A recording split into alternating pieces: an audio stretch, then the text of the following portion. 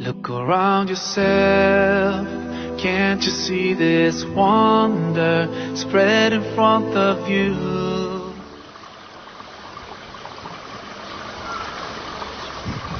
En general, quizá uno de los grandes logros de la medicina árabe. Peut-être que l'une des grandes réussites de la médecine arabe, c'est d'avoir su intégrer la médecine grecque et permettre sa diffusion jusqu'à la Renaissance.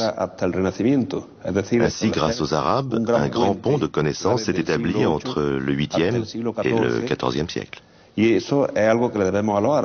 ont eu cette curiosité de s'intéresser à la médecine grecque qu'ils ont assimilée et ensuite développée.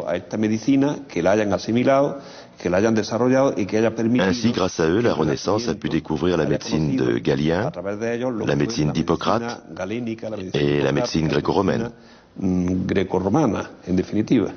L'homme musulman ou le scientifique, qu'il se consacre à l'exercice de la médecine ou à la société, doit respecter le principe qu'il faut toujours prendre soin d'un homme, malade ou en bonne santé, et surtout veiller à ce que l'homme malade soit toujours intégré dans la société. Au Moyen-Âge, l'attention portée aux malades n'est pas la même dans le monde musulman que dans le monde chrétien. Chez les musulmans, le malade n'est pas isolé. C'est une personne que la société accepte. Non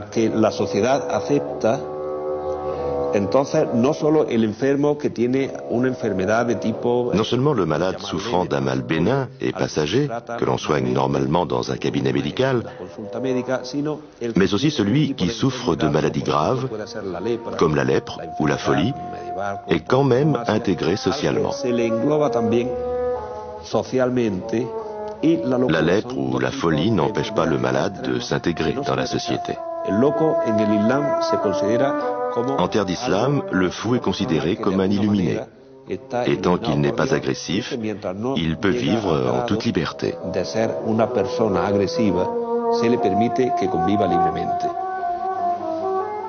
Une maladie, si vous voulez, pour un médecin arabe, c'est bien sûr un dysfonctionnement, mais ce dysfonctionnement doit être replacé toujours dans un individu en particulier et dans le monde dans lequel vit cet individu. C'est-à-dire que une même maladie frappant un homme ou une femme d'âge différent, dans des régions différentes, ne sera pas traitée de la même manière.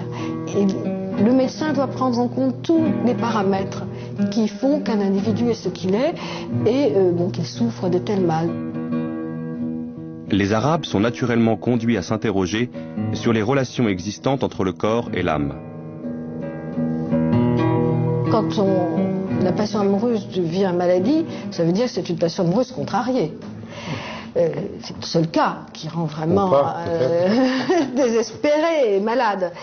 Donc il y a à la fois des symptômes physiques, un amaigrissement, le teint qui devient cireux, jaune, et puis des troubles mentaux, enfin un désespoir, parfois même un délire, etc. C'est le lien entre l'âme et le corps et qui passe par le cœur.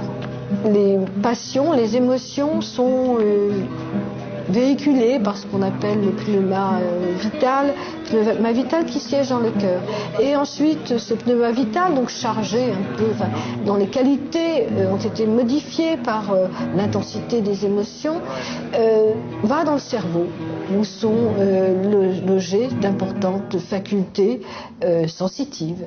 Et c'est ainsi que la passion amoureuse peut rendre malade.